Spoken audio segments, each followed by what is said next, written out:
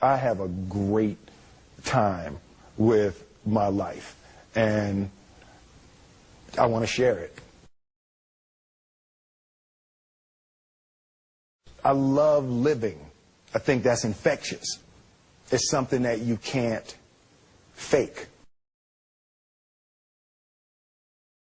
Greatness is not this wonderful, esoteric, elusive, God-like feature that only the special among us will ever taste. You know, it's something that truly exists in all of us. It's very simple. This is what I believe, and I'm willing to die for it. Yeah.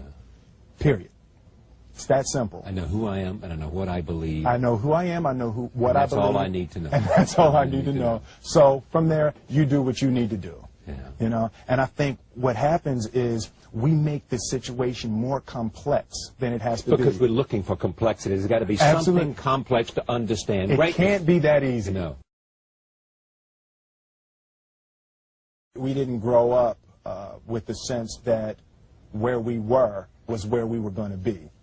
You know, we grew up with the sense that where we were almost didn't matter because we were becoming right. Something greater.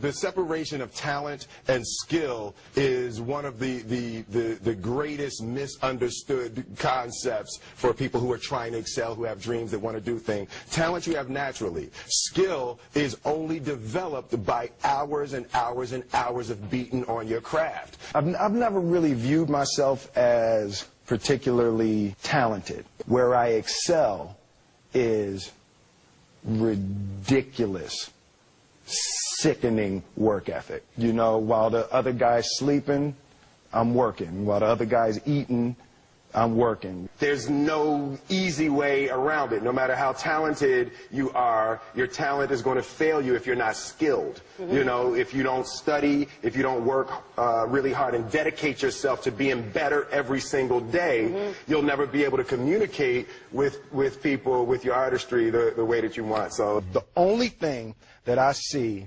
that is distinctly different about me is I'm not afraid to die on a treadmill. You might have more talent than me, you might be smarter than me, but if we get on the treadmill together, right, there's two things. You're getting off first, or I'm going to die. It's really that simple. One summer, his dad tore down a brick wall on the front of his business and told 12-year-old Will and his 9-year-old brother to rebuild it, a job they said was impossible. It took them a year and a half, but they did it. And he said, now don't you ever tell me it's something that you can't do. You don't try to build a wall. You don't set out to build a wall. You don't say, I'm going to build the biggest, baddest, greatest wall that's ever been built. You don't start there. You say, I'm going to lay this brick as perfectly as a brick can be laid. And you do that every single day. And soon you have a wall. And soon you have a wall. You know, it's an idea that my grandmother always had, that if you're going to be here, then there's a necessity to make a difference. She always instilled the responsibility, the spiritual responsibility that you have to make every group you come in contact with better.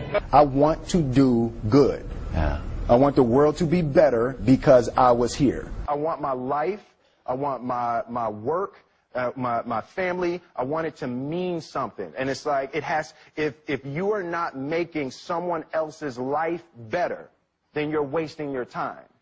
You know, like your life will become better by making other lives better.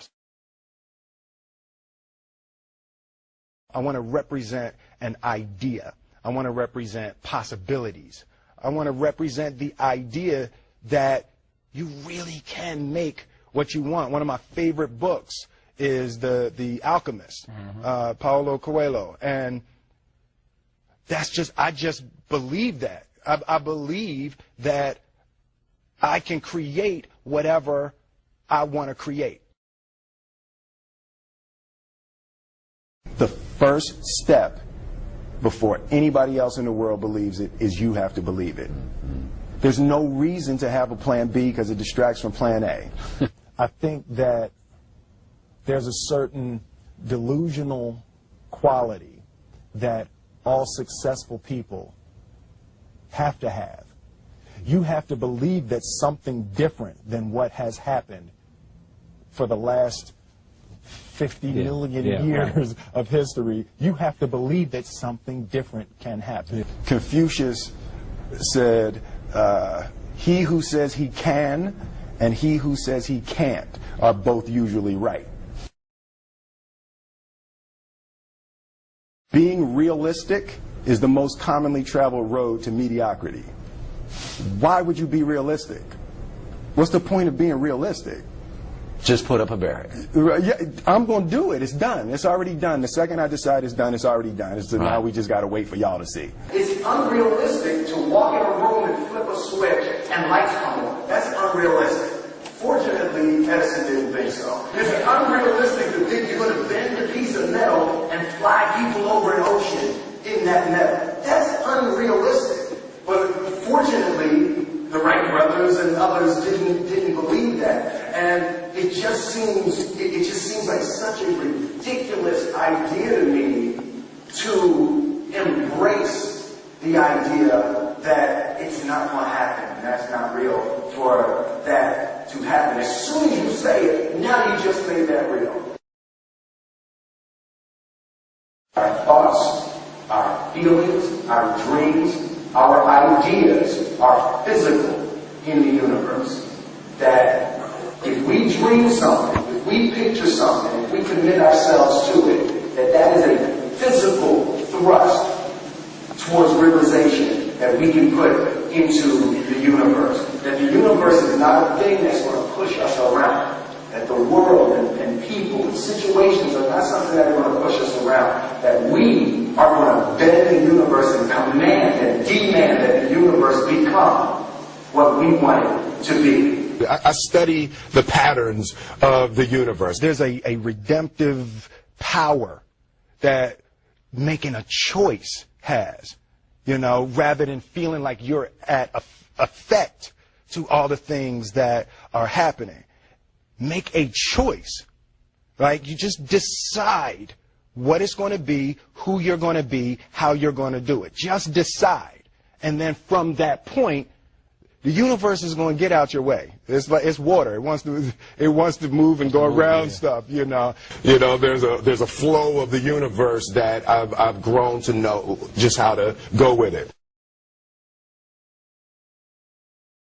I realize that to have the level of success that I want to have, it's difficult to spread it out and do multiple things. It takes such a desperate, obsessive focus. You really got to focus with all of your fiber and all of your heart and all of your creativity. I'm motivated by fear. Fear. You know? Fear of what? Fear of fear. I hate being scared to do something. And I think what developed in my early days was the attitude that I started attacking things that I was scared of. It was Franklin Roosevelt said the only fear you have to fear is fear itself. Absolutely. Remember that? Absolutely. Yeah. You can't be scared to die for the truth. The truth is the only thing that's ever going to be constant. Don't ever let somebody tell you you can't do something. Not even me. All right? You got a dream. You got to protect it. People can't do something themselves. They want to tell you you can't do it.